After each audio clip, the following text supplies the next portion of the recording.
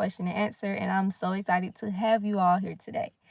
So, if you don't know who I am, or if you're new here, my name is Sanaya, and I am the founder of Self Love Foundation, an academy for whole food teaching, natural food teaching, and holistic healing and gut health primarily. All right, so basically, I help high achievers master their gut health without starvation using the garden method. What is the garden method? The garden method is simply eating from earth, simply eating from the garden. I'm gonna just let a few more people climb on in, and the chat is open in case y'all have any questions. And if y'all want to go ahead and type them in the chat, let me know. If not, I have about like 7 questions that people have answered that they want me to answer for them, and I figure it'll be best for me to just do like a Q&A live because I have gotten a lot of questions, but I just chose the ones that people really was like, okay, yeah, I want this answer, I want this answer, I want this answer. So I'm gonna go ahead and just dive right into it and get started. But if you have any questions, don't forget to let it type them in the chat and I can see it from there. All right. So I do have my notes here, and with my notes, I'm just gonna be reading down, looking up. Okay. Something's in my eye. All right.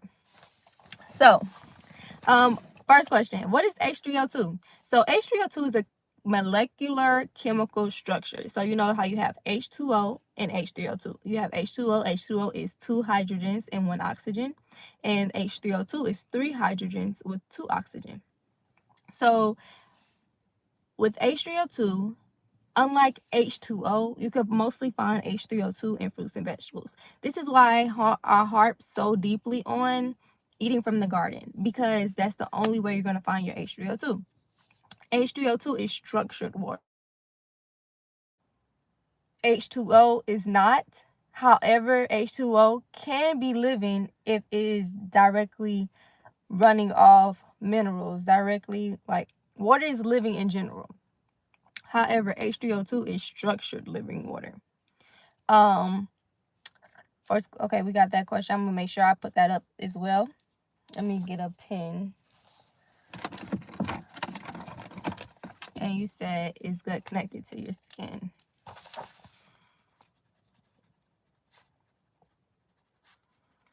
I'm writing that down to have it later. Okay. So, unlike regular H2O, this is naturally found in fruits and vegetables, and it hydrates your cells on the cellular level. It hydrates on a deeper level when it helps flush your toxins and support cellular regeneration. All right. So that's why we focus on the garden, to have that whole hydrational healing inside of your cells. All right. Number 2, what herbs are good for gut health? First of all, if you go on my website and get my gut harmony foot soak, you won't have to drink these herbs. You don't have to take these herbs. All you have to do is soak your feet in these herbs for 30 minutes a day, and your gut will be regulated. Why? Because the bottom of your foot is the sole in the map to your whole entire body. So your body will be regulated. Your gut will be in harmony, hence the name Gut Harmony. And if you also go ahead and grab the Gut Harmony right now, just put in the code YouTube Live, and you'll get 20% off your total order. 20%. So make sure you go on to my website and get that mixture if you just out your own herbs. But if you would like to source up your own herbs, the first herb I'm going to always like not harp on, but is tea? Yes. Moringa. Moringa is the number 1 herb that is good for overall health. And if you are looking for moringa in the USA, I really recommend growmoringa.shop. I also have a code with them that you can use, self-love10, and you will get some of the best moringa ever. I mean, it's so pristine, it's so green, it's so nutritious. That is the number 1 herb I would say for gut healing. Next, slippery elm. Slippery elm protects the gut lining. It soothes the gut lining, so you will be able to absorb everything inside of your body and your nutrients. Marshmallow root. Marshmallow root coats and protects the digestional tract. So marshmallow root is a good herb as well. We also have ginger. Ginger, people take ginger shots every day. People drink ginger tea every day. People put ginger. Ginger is good for stimulating digestion inside the body, and it also reduces inflammation. And fennel seed. Fennel seed is so good. Fennel seed is good for babies. If your baby is having gas or is constipated, you could make some little fennel tea, give them to your baby, give that little tea to your baby, or even if you're breastfeeding, you could take your breast and breastfeed your child while you have that fennel seed. While you're drinking that fennel seed, as it will flow through you, it will flow to that baby, and that baby will no longer have that gas anymore. Fennel seed is perfect for children. Perfect. All right. So those are some good herbs. I'm going to go over the list again. The herbs are moringa, marshmallow root, ginger, and fennel seed. All right. The next question. What are great juices for gut health? So with juices more so are in combination, but you have to make sure that you are putting this combination inside of a regimen. So you don't want to just mix up juices all the time and trick your gut and your digestion to something that you don't want it to be. So first you want gentle alkalizing anti-inflammatory juices. Once again, gentle but alkalizing, okay? So the top juice blends will include cucumber, celery, green apple, and lemon. The next one is aloe vera water, pineapple, and mint. And the next one is going to provide like more enzymes and more polyphenols. If you saw my last video, if you don't know about my last video, is the things that I said that we should be eating in order for our gut to have the good bacteria grow each and every day. Polyphenols is one of them. So this one will be beets, carrots, ginger, and orange. And that one will help rebalance the gut microbiome and not have a sugar overload in a sense. If you're very, very scared of fruit sugar, that one would be a good one for you. All right. One of the next questions that I got that was very, very, very not confusing to some people, just people wasn't enlightened on it at all. And that was, how does the circadian rhythm work? So the circadian rhythm and eating with the circadian rhythm is basically eating with your internal clock. When the sun goes up, your body rises up. Your body is like, all right, it's time to eliminate and it's time to hydrate. When the sun is going down, your body is, when the sun is at the highest point in the middle of the day, your food is digesting. Your food is like, okay, we're getting it out. We're going through the whole gut tract. We're going through the whole digestional tract from the mouth to the anus is a long way, all right, through your body, and it takes hours, all right, depending on what you're eating. So basically, you want to align your meals with the daylight hours, no matter where you are. So like I said, when the sun goes down, you don't want to be eating too much. You don't want to be eating too much heavy stuff, because when you're sleeping, your body is healing. Your body doesn't want to be focusing on digesting all of that food, especially if you ate something super duper heavy, or super duper not in alignment with your gut, or in alignment with your brain, or in alignment with your soul. So make sure that you are eating on the internal clock. It is basically the clock of the sun. They call it circadian rhythm. Just think about the clock of the sun. Really, that will be better. So the rhythm that I basically focus on with eating with the circadian rhythm is light fruits, high water fruits in the rising. As soon as I get up, I want fruit. I want a smoothie. I want juice. I want tea. I want fruit. That's it. And then in the midday, when the sun is highest, when our body is focused on digestion, I would like to have hearty meals. I mean, something with tons of grains, maybe my healthy fats filled with avocado, like something that's going to be like, oh, it's going to make me feel like full for the next couple hours. I want to have that in the middle of the day. And for the evening for dinner, I mainly go around with my steamed vegetables. I love steamed vegetables or my raw vegetable salads. Like, I love things like that. So it's like a lighter meal. If it's colder, I will eat like a soup or a broth and things like that, to support like hormonal balance, better sleep, and better gut rest. Remember, gut rest is important because you don't want to have your body digesting all that food while you are sleeping. All right. So the next question that I got is, what does alcohol do to your gut? That is a very good question because we have not spoken on anything or any other substance that was not food. Alcohol simply is disruptive to your gut. Alcohol is full of sugar and extra things that are not beneficial to the brain. And if you have that gut brain connection, you will know that alcohol is just not good for you. Some people say alcohol in moderation. Some people say no alcohol at all. You do what your soul is telling you to do. However, alcohol is disruptive. It weakens the gut lining and kills the good gut bacteria. It inflames the liver and it makes it harder for your body to absorb nutrients. So this is why I'm going to tie the question that somebody put in earlier, and it was is your gut connected to your skin? This is why when you see people that drink a lot, their skin is more saggy or they have bigger pores because they're disrupting their whole gut connection with a lot of things that are inside their body. So your body is a map, so that your body is connected with every single thing that you're doing. So if you're gut healing, you don't really want a social drink. You really just want to get a nice little mocktail or something, a nice little juice to act like, okay, this is going to be good for now. And I'm remember your why you're drinking this, why you're doing this. Okay.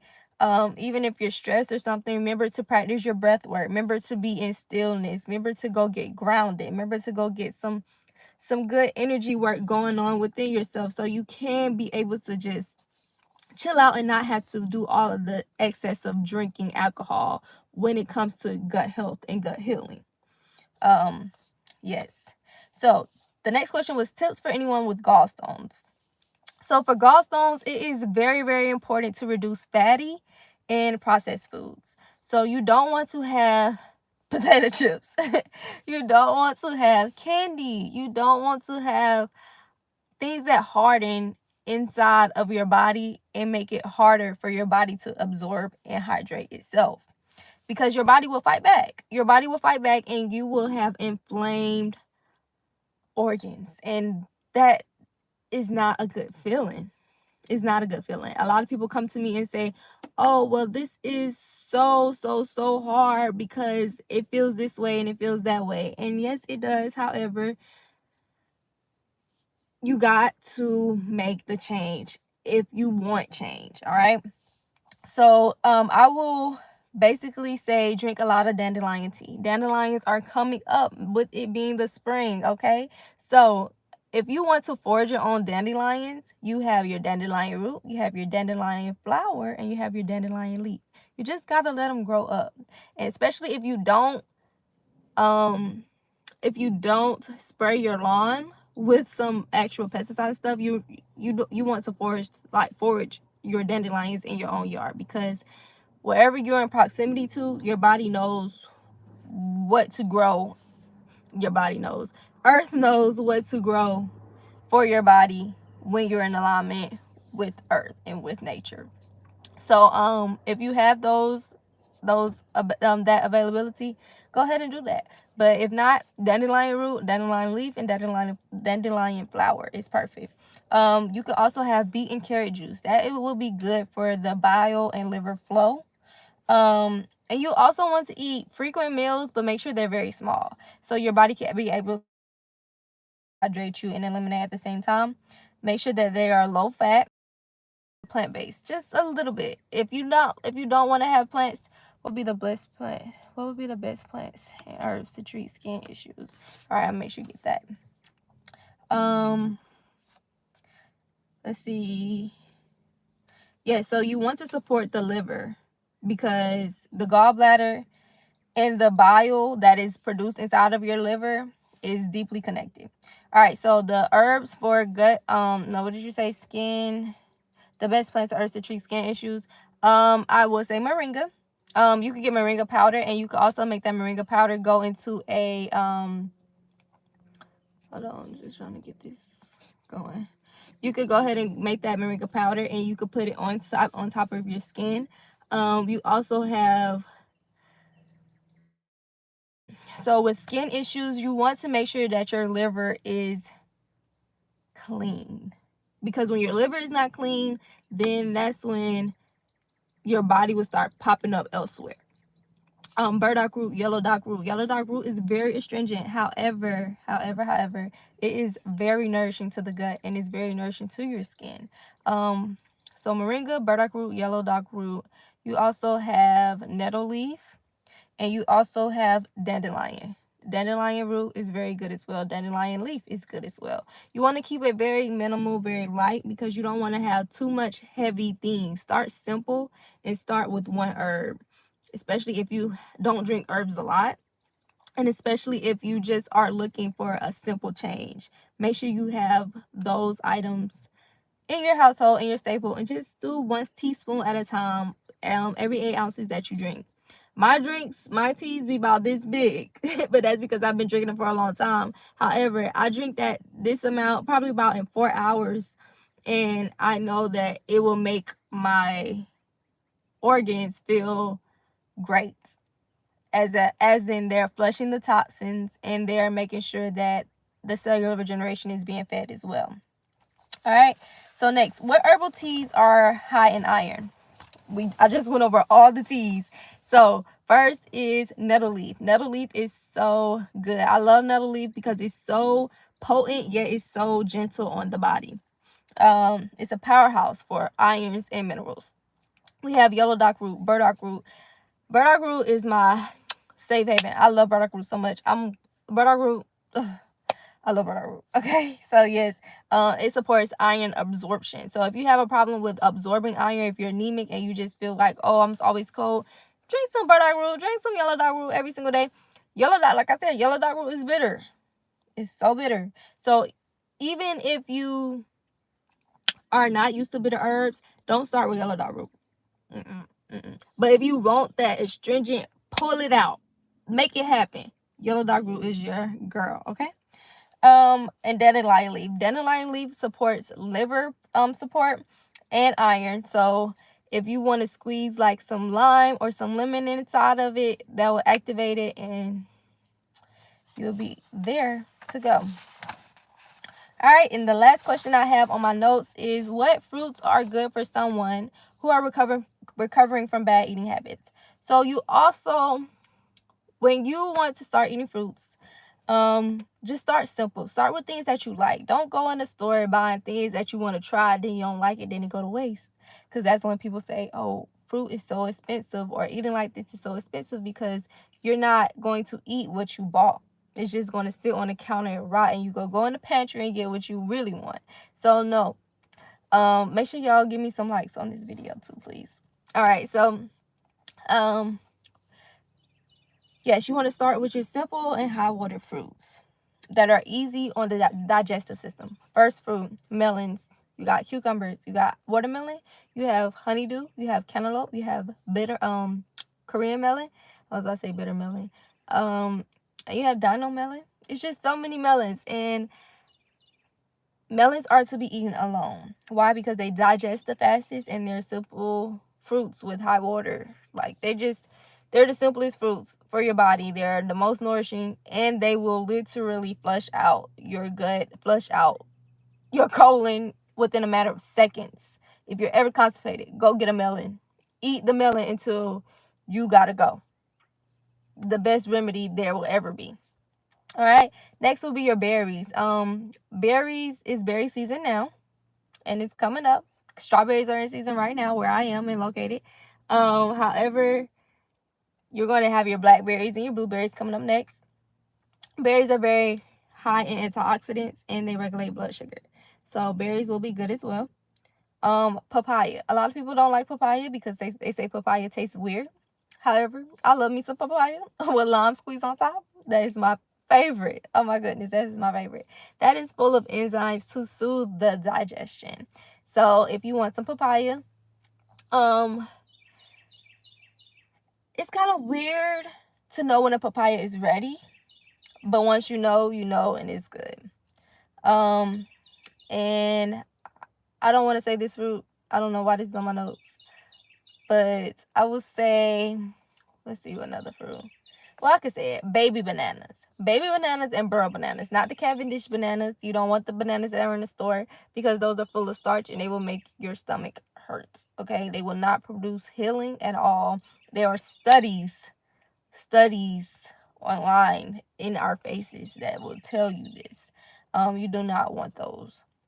But yeah, so those are the end of all of my questions. If you have any more questions, just go ahead and type them inside. And if you want some herbs and a foot soak, remember the sole of your foot is the map to your whole entire body. So if you soak your foot in gut harmony, which is the foot soak on the side of my website, you can get 20% off if you just type in YouTube Live. It will only be valid for today only. You type in YouTube Live and you will get 20% off the Gut Harmony Foot Soak. So make sure that you jump over there and make sure you get your Good Harmony Foot Soak.